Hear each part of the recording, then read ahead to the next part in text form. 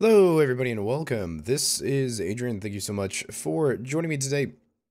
Now, today I wanted to talk about the newest development diary for Imperator Rome, which is development diary number 5. This is actually yesterday's development diary from the 25th of June, 2018. And so there's some interesting details in this dev diary that I actually do want to discuss about the game Imperator Rome, because there's actually been a lot of controversy about this this dev diary. So I wanted to get your guys' opinion on this.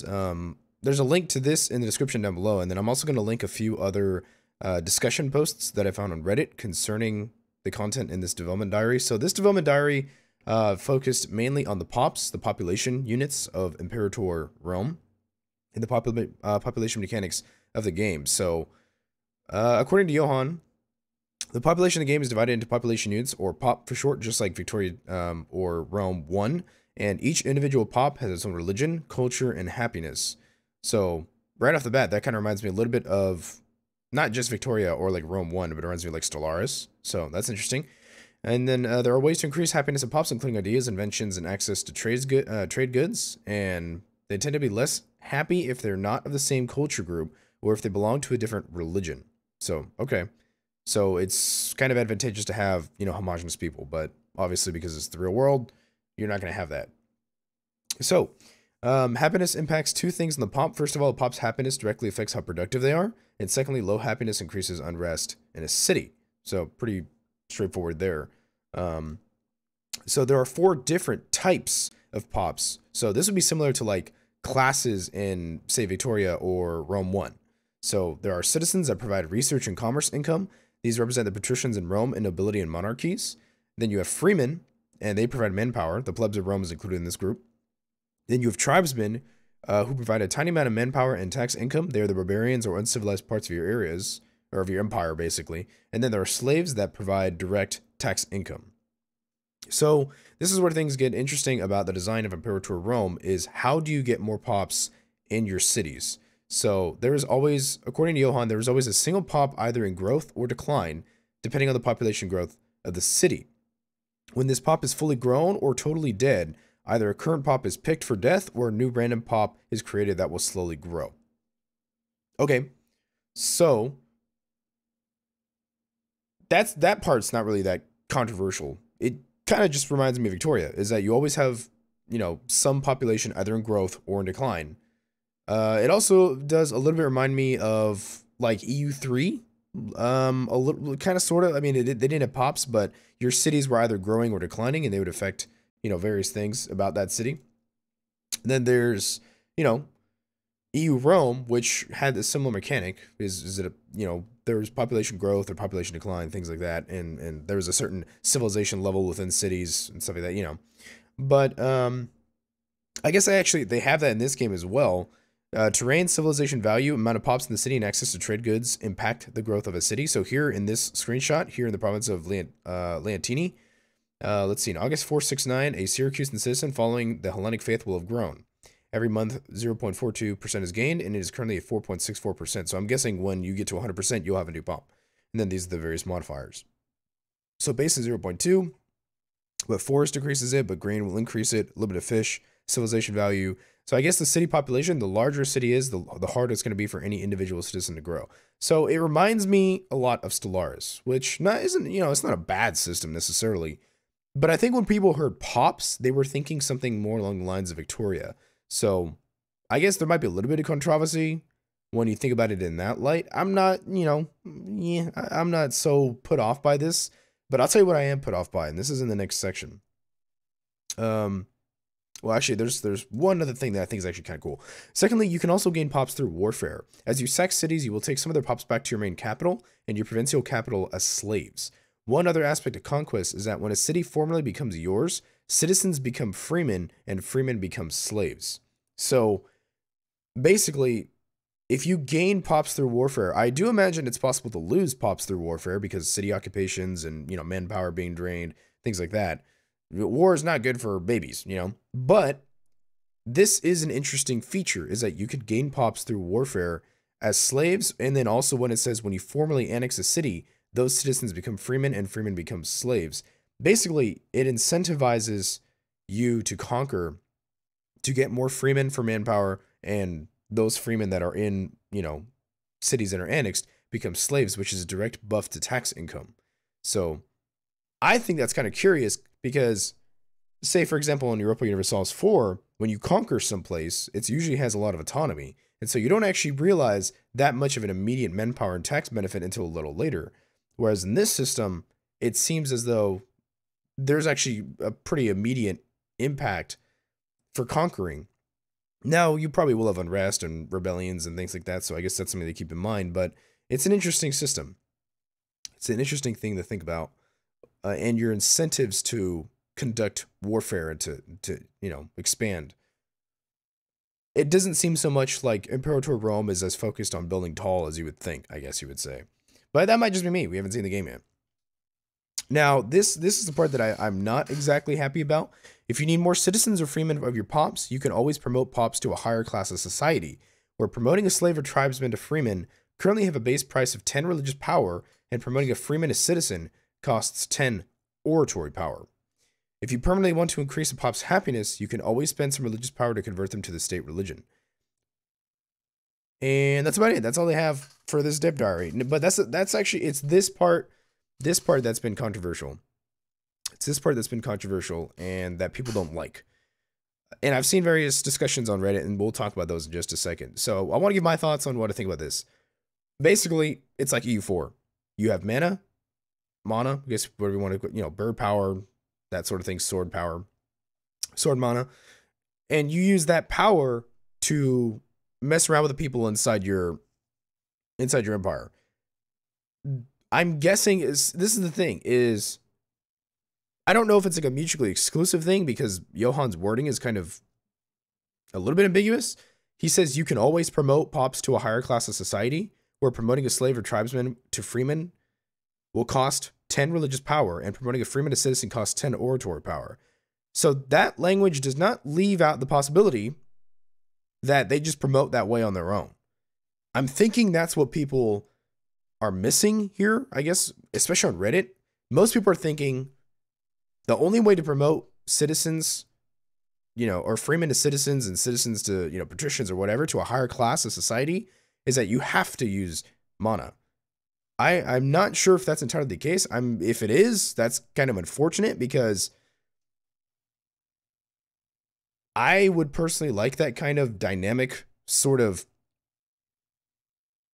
I think it's a dynamic system to have your citizens promote to higher classes of society over time through various factors, right? Whether it's, you know, capital accumulation or literacy, as in like Victoria 2. You know, or just like being at peace for a long time means that, you know, your lower class will become your upper class, and then like your upper class becomes your even more upper class, and then even like your bottom barrel dirt diggers and, you know, ditch diggers and stuff will become like a lower working class.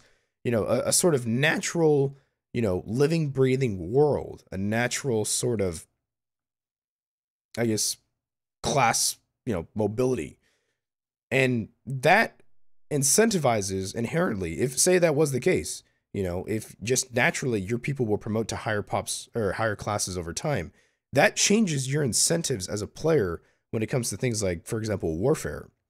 As we can see here, you gain pops through warfare. That is a huge incentive, besides obviously getting more manpower or getting power or getting, you know, tax income or something. To actually gain people, to gain population through warfare is a large incentive that fundamentally has an effect on the playstyle of the player and the feeling of the game. So the fact that you would have to spend your own mana to promote citizens and freemen and things like that to different classes, I don't know, it's just, it just kind of rubs me the wrong way. It's not like the worst thing in the world, but I've always liked Victoria 2's system, where there's just this natural interconnected system of economics that your pops are constantly dealing with. Is that they always have money, or they don't have money. They're trying to, you know, get to a better social class. They have even different levels of literacy between pops. That's pretty cool. And it incentivizes you to indirectly change your country and change your educational system and change your healthcare system to influence what types of pops, you know, become more literate, or what types of pops become more populous, things like that. Whereas I don't think we're seeing that here in Imperator Rome, because at least from what I can see, class promotion is just purely based on mana. And you also got to remember, mana comes from a variety of factors, but mainly from your leader, from the leader of your polity, right? Or say your state or your kingdom or whatever. And it's kind of, I don't want to say it's disjointed, but when does the skill of your ruler, of your leader, what does that have anything to do with the class of citizen that your citizens might be? Because really, when you look at it in history, that's not really how things are. Whoever the hell the ruler is, people are still always doing what they can do for themselves. Just inherently, you know, the world is still running. The wheels are moving. The cars are going.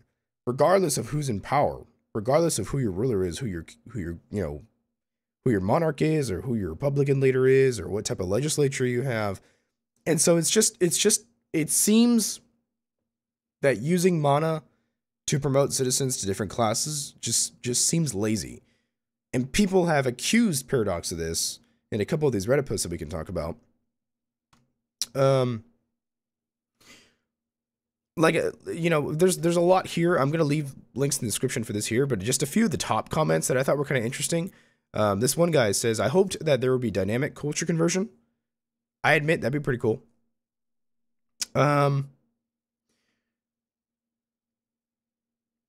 Somebody actually mentioned in here, this actually I think hits it right on the nail.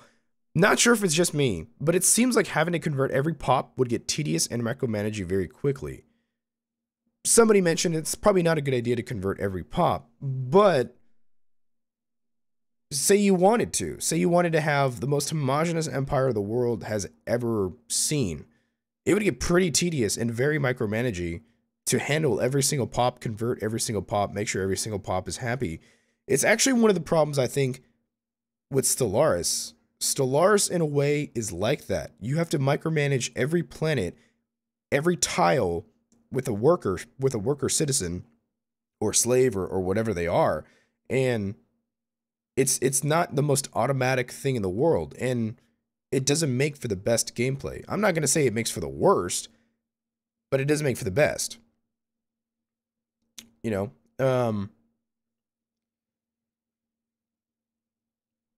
let's see, this is also interesting. Somebody mentioned this. We don't know, a lot about the game, but this was a good point that I also noticed. They said that pop growth or decline will only happen to one pop at a time and will be random. That seems odd. There's no balancing, nothing I can do to influence what's growing. And somebody did mention, and this would make sense in my opinion, I hope slaves would decline naturally over time, needing to be acquired by warfare. I don't believe slave populations were self-sustaining in Rome, at least. That's a good point. That is a good point. And this one also hits the dot on the nail. So it is just Stellaris with extra steps. And then somebody else said, this is just EU Rome except with more depth. Honestly, if people had played EU Rome, they'd have fitting expectations. Now it looks like everyone is disappointed by everything.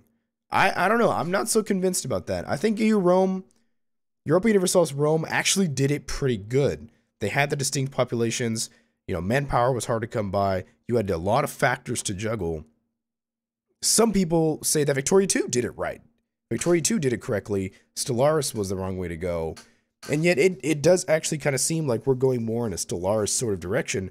I don't like that system. I don't like that direction. That's just me. So there's actually been quite a big discussion over here on the Imperator subreddit about Victoria 2 pops. And somebody mentions, I don't want Victoria 2 style pops. So Victoria 2, he says that Victoria 2, in my opinion, was a decent game, and the pop mechanic wasn't a good gameplay mechanic. It added flavor, it added life, but it was largely just there. The interactions a player had with it were very limited, mostly through national focuses and sliders, and obfuscated into complexity. So he admits that part of me agrees you shouldn't be able to change population mechanics at the click of a button and spending some mana, but from a gameplay perspective, it makes sense. You do something and get immediate feedback. You don't want the percentage of clergymen slowly inching from 1.97 to 2% over the course of a few years. The pop mechanic was with respect to units was also more annoying than it was worth. Now, that part, okay, I can understand that part. When it came to pops and your manpower supply in Victoria 2, I'll admit, it's not the most intuitive thing in the world. However, I disagree where he says you don't watch the percentage of clergymen slowly inch up from 1.97 to 2% over the course of a few years. I'm trying to think if he says you don't want that, or you just, that's just not how it happens. I'm not entirely certain what he's referring to. Let's see. I do agree with the complaints around pop promotion and demotion, but unless there is a pop needs system like Victoria, it doesn't make sense. And the system in Victoria really wasn't that great. Things happen sometimes automatically, and you did stuff and you did it correctly, like lowering some taxes and building factories. You saw the results in a few years. It was a complex system, but the gameplay around it wasn't good. Didn't give you feedback and was really obfuscated. Perhaps Paradox would implement a system relating taxation and certain laws to pop promotion. Now, see, that's the thing is that that's the thing is that I don't agree. I don't agree with that. I actually do not think that Victoria 2's population system is all that complicated. You run your country well, you build infrastructure, you have literacy, you have a healthcare system, and naturally, people will promote to higher classes. It's really not that, it's not that strange. And he says that the gameplay around it wasn't good and didn't give you feedback or immediate feedback. I would also disagree. Because one, I do think that Victoria 2 is the best Paradox Grand Strategy game ever, primarily because of that reason, is that your country revolves around growth, around incentives, and incentivizing your people to do certain things or to go in a certain direction, to be of a certain class, but you did not have some omniscient hand to just say, I want you to go from the lower class to the middle class. It just didn't work that way. You had to use these indirect factors and these indirect incentives to try and steer your country and your population in a certain direction. Arguably, just like real life. I can't just take someone who's some working class, coal miner and turn them into some damn, capitalist who can run a Fortune 500 company. It just doesn't work that way. There's things that you have to do in between. And this guy admits, do I want instant gratification? No.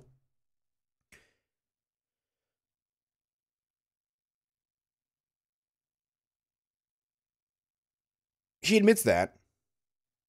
I'm not even entirely sure that the system in Imperator Rome is necessarily instant gratification, at least not entirely.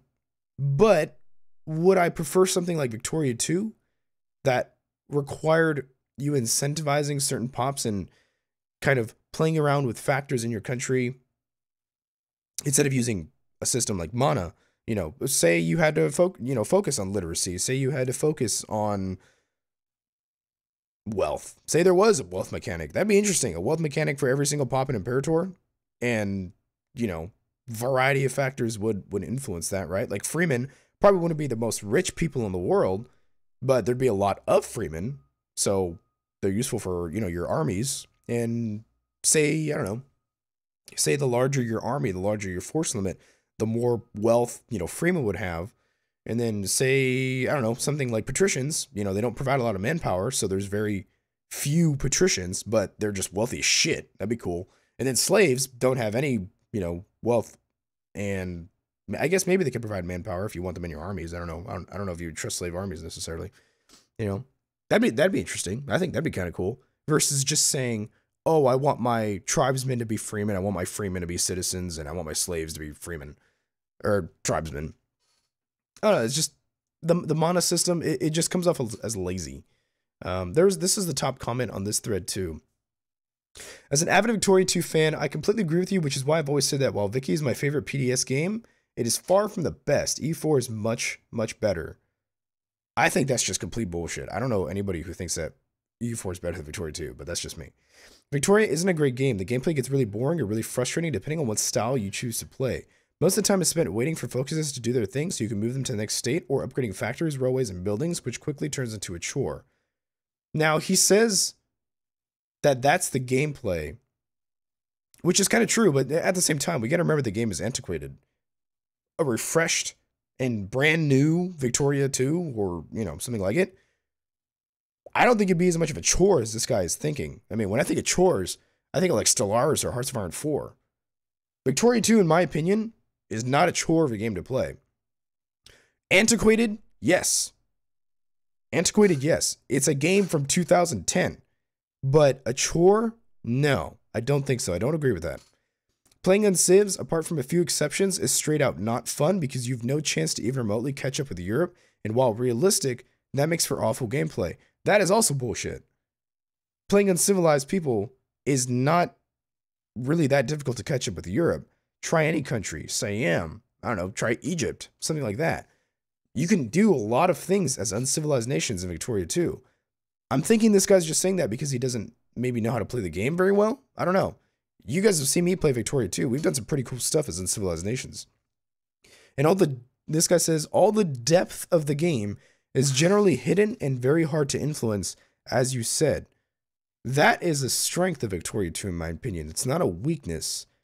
Most people, if you want a mainstream game, you may say that that's a weakness or a disadvantage of the game, or it's a flaw of the game. I think that's the fun of the game, is figuring out just exactly how in Victoria 2 you influence your people, you become a successful country, you know, you have a good economy, you have a good population, you have good population growth, you have good literacy.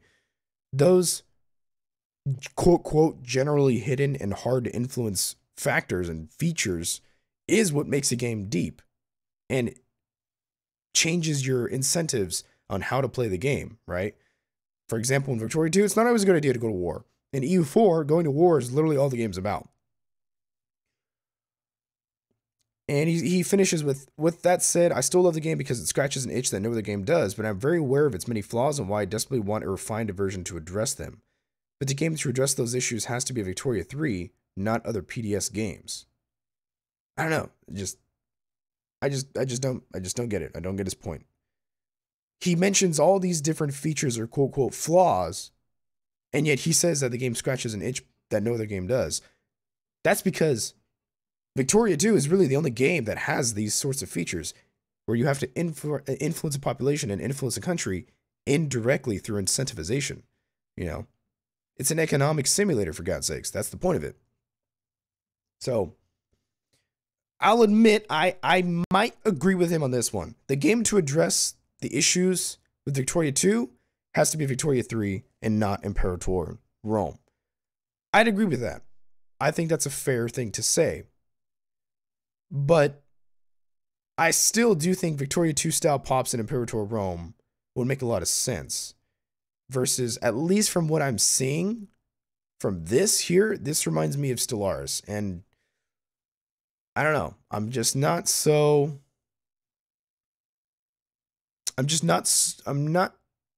convinced that this is the best system for Imperator Rome. I think things should be a lot more indirect. I think that'd be better. But that's just me. I don't know. I want to hear your thoughts on it. All this is linked in the description down below. Give me your thoughts in the comments down below. Do you like this system? Do you not like it? It's not the worst thing in the world. We haven't seen any gameplay of it. But I would appreciate something a little more dynamic as far as the differences in classes and how to promote from one class to another within Imperator Rome. Let me know what your thoughts are, though. Do you not care about mana? Do you think it's fine? Do you think it's just like another EU4? Would you prefer it to be something completely different to EU4? Would you prefer it to be closer to Victoria 2? Let me know in your thoughts. So I'll see you in the next one. Thanks so much.